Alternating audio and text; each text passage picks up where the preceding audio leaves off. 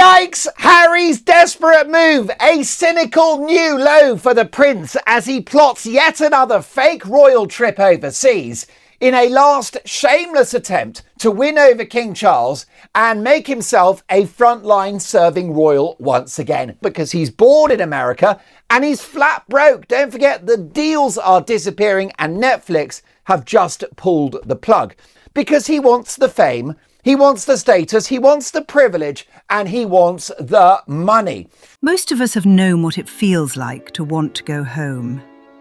Not to a building, not to a postcode or an address, but to the version of life that existed before everything became complicated. Before the arguments, before the distance, before the choices that seemed right at the time, but that left you standing somewhere you never expected to be, looking back at a door that is no longer open to you. The wanting is not weakness. It is one of the most human things there is. The pull toward belonging, toward the people who knew you before you became whoever you are now, toward the life that was familiar even when it was difficult.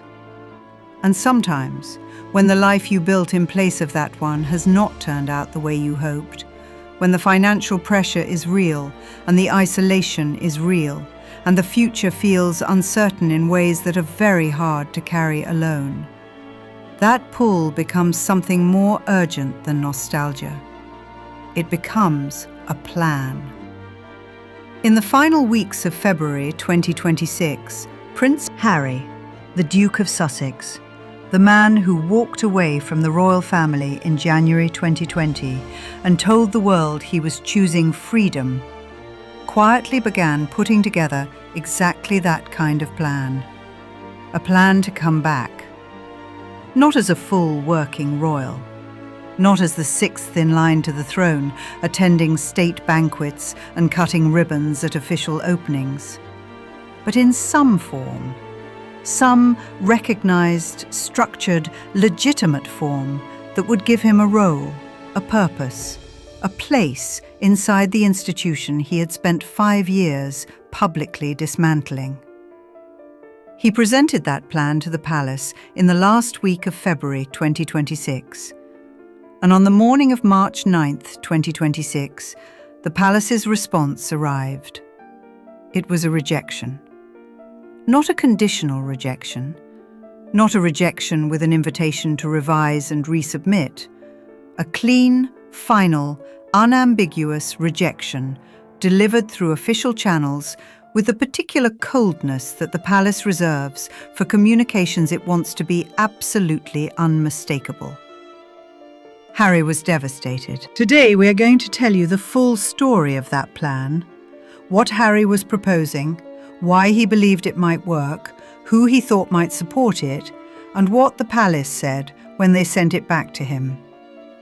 We are going to explain what the rejection reveals about where Harry truly stands with his family right now. And we are going to tell you what all of it means for what comes next, for his finances, his marriage, and the question that has been hanging over everything since January 2020. Is there any path back, or is that door now permanently closed? We are going to take our time with this, because you deserve to have it explained properly. So settle in, and let's begin.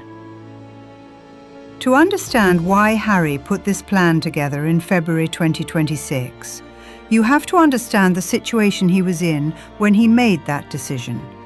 Because the plan did not come from a place of calm reflection. It came from a place of crisis. Harry had spent the first weeks of 2026 in London, attending court proceedings in his long-running lawsuit against Associated Newspapers Limited, the company that publishes the Daily Mail and the Mail on Sunday. He had brought this case over several years at enormous expense, convinced that he could prove the newspaper had illegally gathered private information about him and people close to him. In late February 2026, the case collapsed. His central witness, a private investigator called Gavin Burrows, the man Harry's team had described as their most important evidence, admitted in open court that the documents he had provided were fabricated, not mistaken, not incomplete, deliberately created to support a narrative that Harry's legal team needed to present. The case that was supposed to change British media forever became, in the course of a single morning's testimony, a catastrophe. On the morning of March 4th, 2026, with the case in freefall and the financial consequences becoming clearer by the hour, Harry's California legal team sent a bill to Buckingham Palace. $59 million.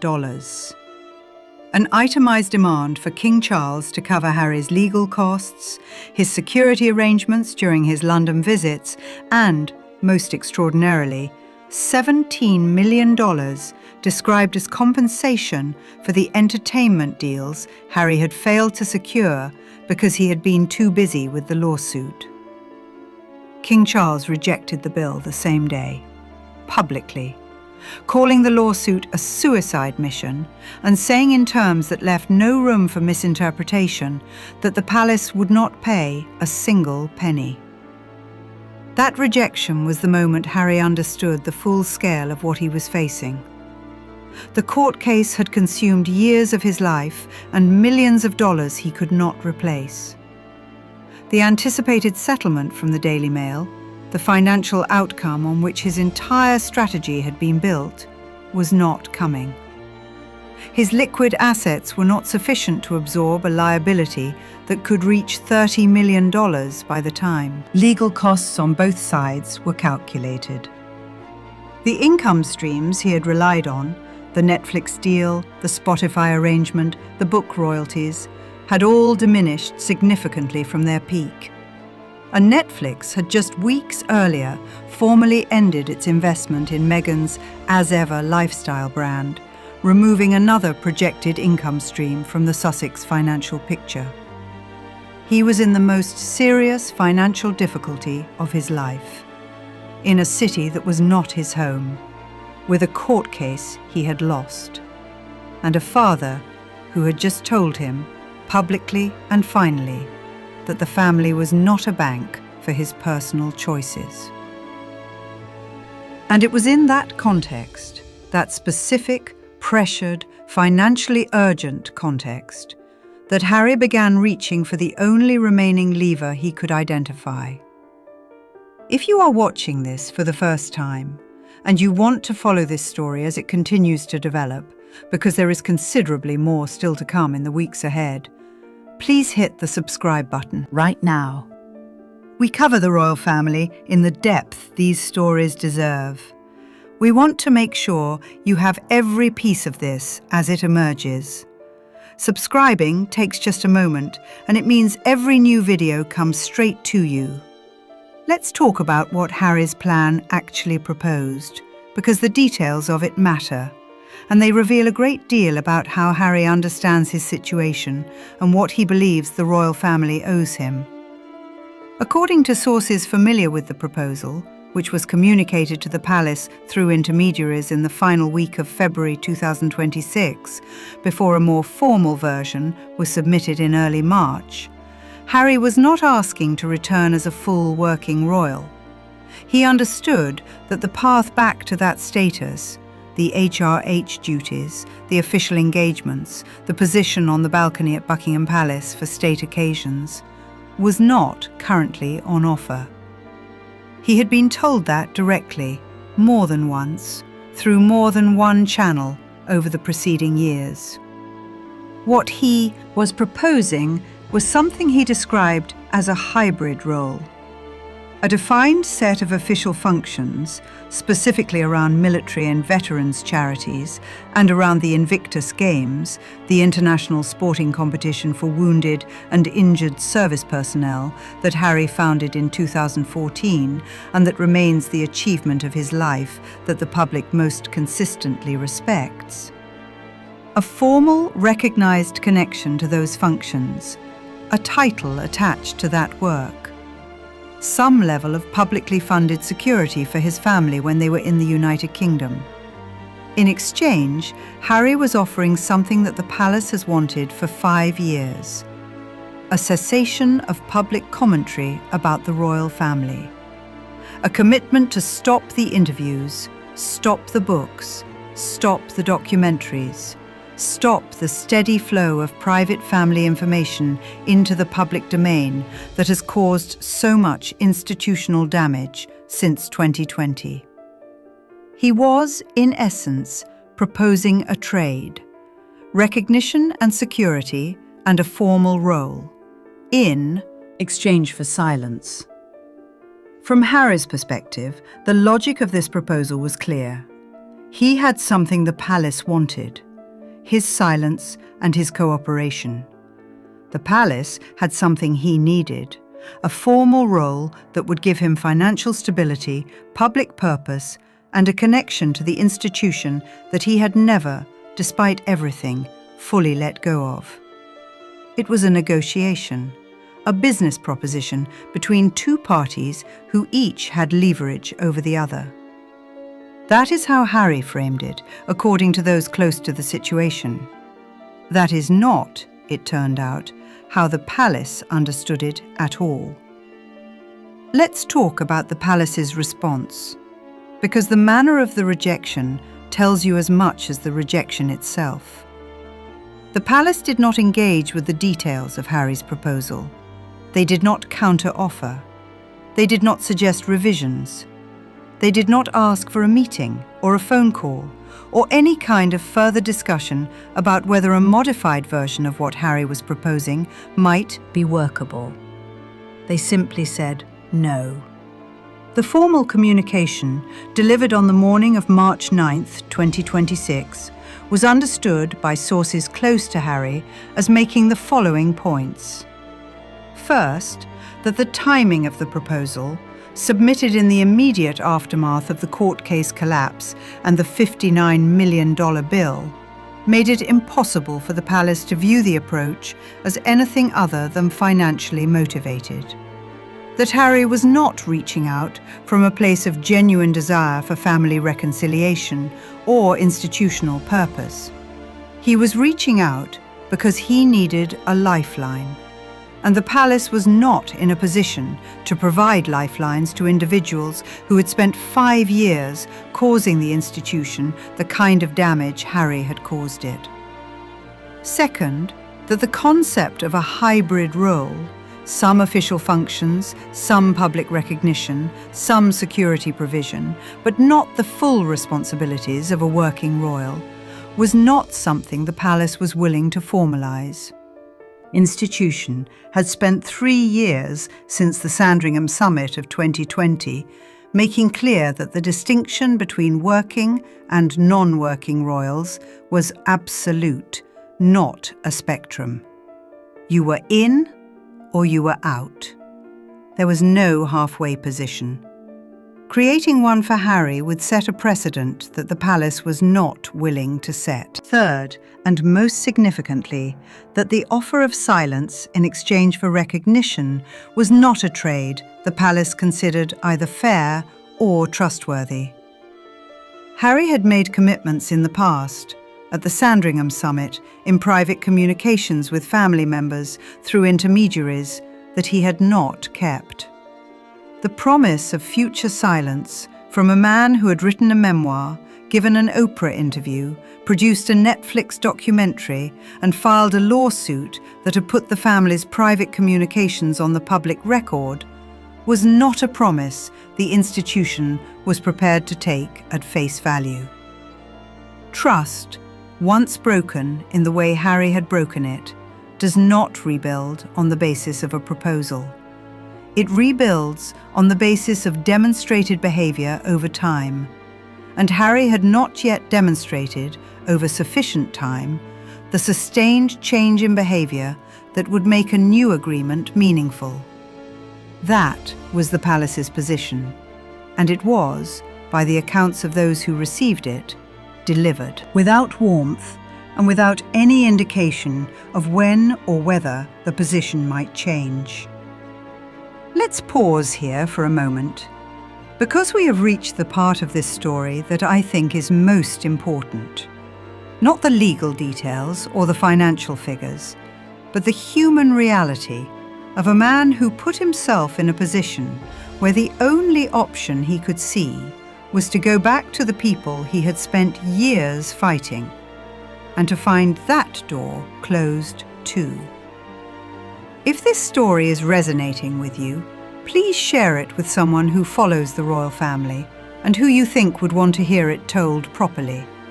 Sharing this video genuinely helps us reach more people, and it takes just a moment. Now let's talk about why the rejection landed with such particular force. Because Harry is not a man who has never been told no. He has been told no many times. By the palace, by the courts, by commercial partners, by family members who declined to support his position publicly. But this rejection was different. And the reason it was different comes down to what Harry believed, or perhaps needed to believe, going into the process. Those close to him say that in the weeks before he submitted the proposal, Harry had convinced himself that the conditions were right for a positive response. He had identified what he believed were reasons for cautious optimism. King Charles's health situation had created, in Harry's reading of the landscape, a certain urgency around family unity. A father facing a serious illness, Harry believed, might be more open to a resolution with his younger son than a father in robust good health. That the prospect of an unresolved rupture becoming permanent might weigh on Charles in a way that made him more likely to accept a compromise. Harry had also identified William's public statements about the importance of the monarchy's future as evidence that his brother might, in the right circumstances, support a structured return. That William's investment in the institution's long-term health might outweigh his personal anger at what Harry had done. And Harry had pointed to the Invictus Games specifically as a piece of neutral ground, something that even his harshest critics within the family acknowledged was a genuine achievement. A foundation for a conversation about what he could contribute going forward, rather than what he had taken away in the past. None of these readings proved correct. Charles was not more open to compromise because of his health. If anything, the awareness of the limited time available to him had made him more focused on the shape of his legacy, and a legacy that included a visible accommodation with the son who had called the family racist on international television was not the legacy he was building. William was not in a position, emotionally or institutionally, to advocate for Harry's return at this moment. William's own standing as the future king depended on his being seen as someone who upheld the institution's standards unconditionally. Visibly supporting a hybrid role for a brother who had behaved as Harry had behaved would have undermined exactly the image William had spent years carefully constructing. And the Invictus Games, while genuinely respected, were not sufficient to outweigh the accumulated damage of 5 years of public criticism. You do not rebuild trust with an institution by pointing to one good thing you did and asking them to set aside everything else. Harry had misread the room, significantly, and the rejection made that misreading painfully clear. Now let's talk about what this means for Harry going forward. Because the rejection of the return plan does not exist in isolation. It is the latest chapter in a story that has been developing for 5 years. And understanding where it goes next requires understanding the full landscape Harry is now navigating. Financially, his position is serious. The court case liability could reach $30 million. The Netflix and Spotify income streams are shadows of what they were. The As Ever brand has lost its primary backer, and the palace has made clear, now twice, and in the most definitive terms, that it will not provide financial relief. The Montecito estate costs significant money to maintain. The private security that Harry requires costs approximately $2 million annually. The lifestyle that both he and Meghan have maintained since arriving in California requires sustained, substantial income. Where that income comes from, going forward, with the court case resolved against him and the major media deals largely exhausted, is not a question that has a clear answer right now. Relationally, his position is equally difficult. The return plan rejection has confirmed that the path back to institutional recognition is, for the foreseeable future, closed. William is not responding to his calls, as the palace confirmed in early March. His cousin Beatrice, who had been one of his last informal connections inside the family, handed a dossier of his private communications to the king in a self-preservation move that Harry still has not fully processed. His uncle Andrew is facing his own legal crisis and is in no position to offer support to anyone. The relationships that still exist, with his children, with Meghan, with the small circle of friends in California, are the whole of what he has. And some of those relationships are themselves under strain in ways that we have covered in detail on this channel in recent weeks. Let's ask the question that everyone watching this story is really asking.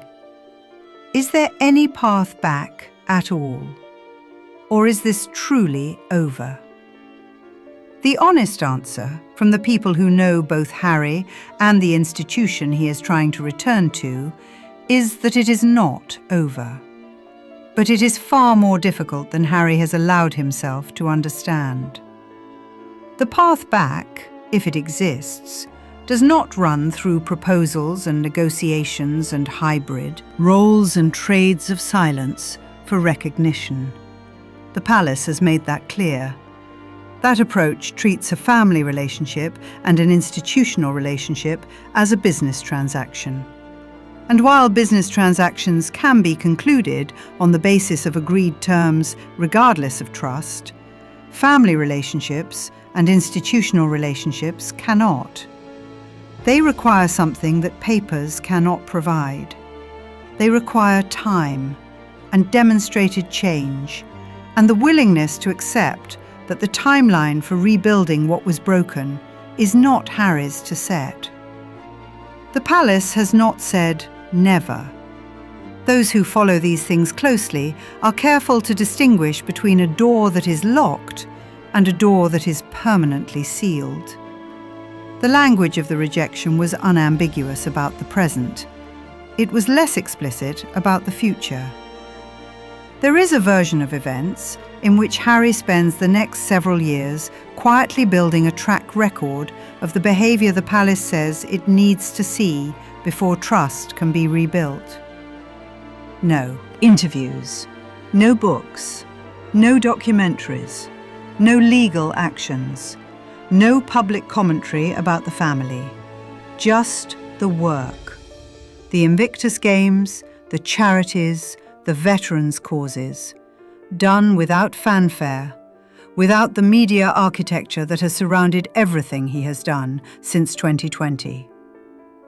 If that version of Harry exists, if he can sustain that behaviour not for months, but for years, then the conversation about what a return might look like becomes possible to have. Whether Harry can do that is the question that nobody, including the people closest to him, is yet able to answer confidently. Because Harry has always been a person who needs to be heard, who processes his experience through expression, through talking, through writing, through the particular relief of telling his version of events to an audience that receives it. That need has driven many of the decisions that caused the most institutional damage. And asking him to set it aside completely, for years, without any guarantee of what waits on the other side, is asking something that may be beyond what he is capable of giving. We do not know, and anyone who tells you they do is not being honest with you. Let's end where this story is most human, not in the palace corridors, or the legal documents, or the financial spreadsheets, but in the image that sits at the center of all of it.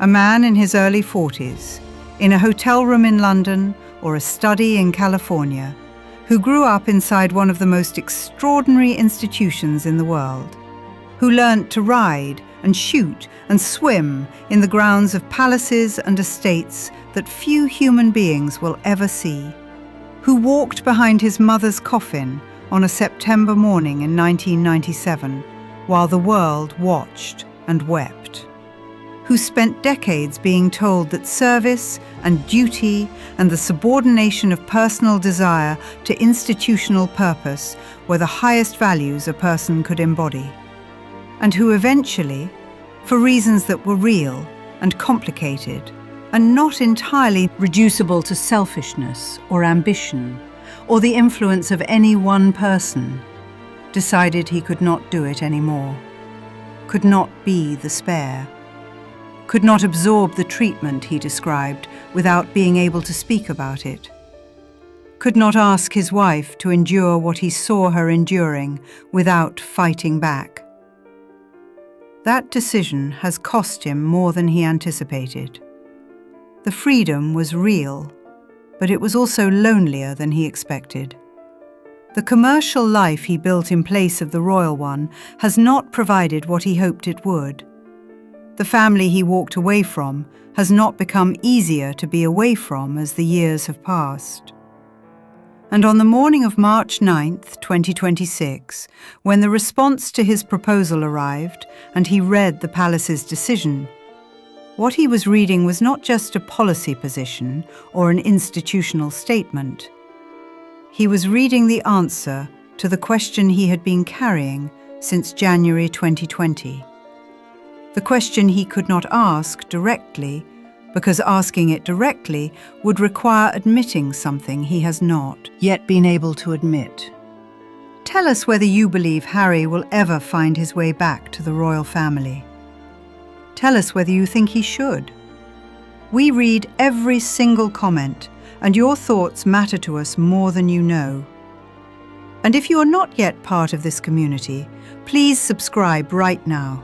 Turn on your notifications. We are here every single day with the royal stories that deserve to be understood properly, at the pace and with the depth that you deserve. Click subscribe. We will see you in the next one. And thank you sincerely for being here.